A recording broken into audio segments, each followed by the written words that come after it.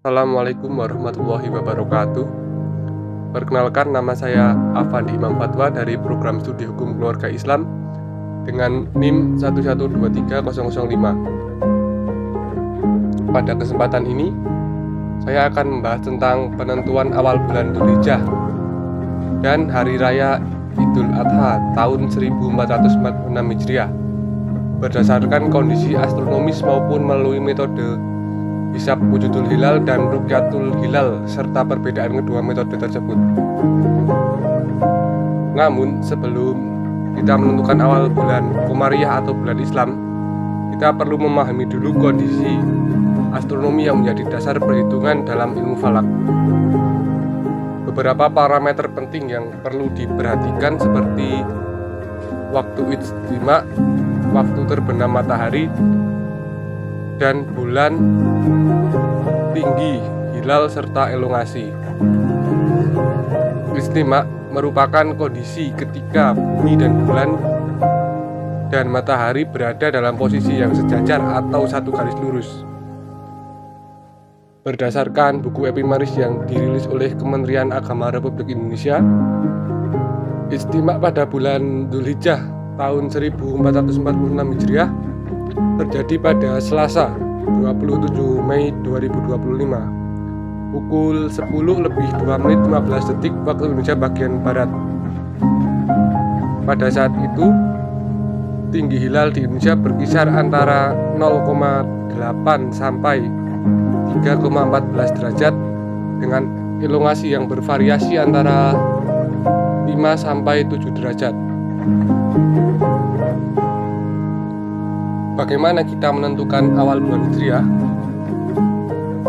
Nah, dalam penentuan awal bulan Hijriah khususnya di Indonesia, ada dua metode yang umum digunakan.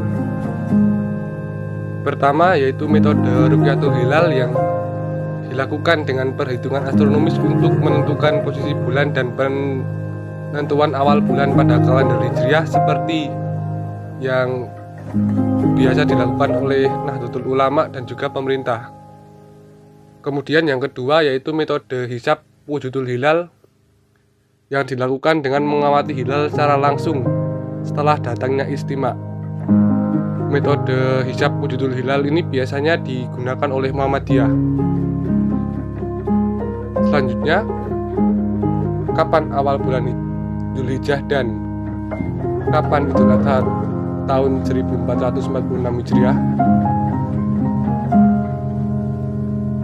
Dari kedua metode tadi, di mana Muhammadiyah menggunakan metode hisab wujudul hilal untuk menentukan awal bulan, yaitu apabila ijtima sudah terjadi dan saat matahari terbenam, bulan sudah berada di atas ufuk atau hilal di atas 0 derajat, meskipun rendah, maka malam itu sudah dianggap masuk bulan baru.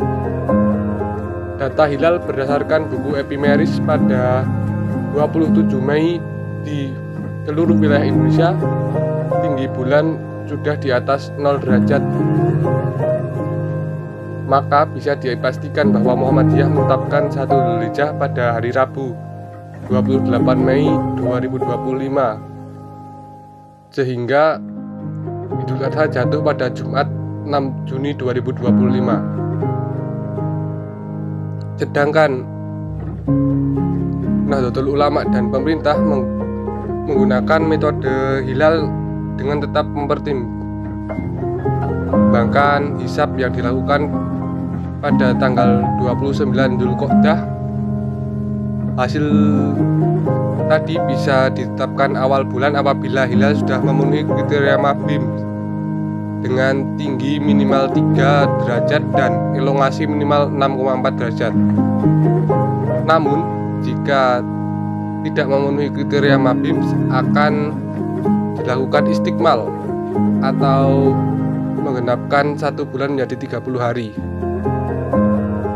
Nah, dari data hilal, hanya wilayah Banda Aceh yang kemungkinan dapat memenuhi kriteria mabim.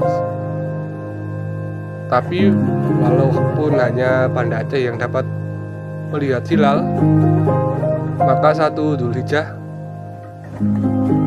jatuh pada Rabu 28 Mei 2025 sehingga Idul Adha jatuh pada Jumat 6 Juni 2025.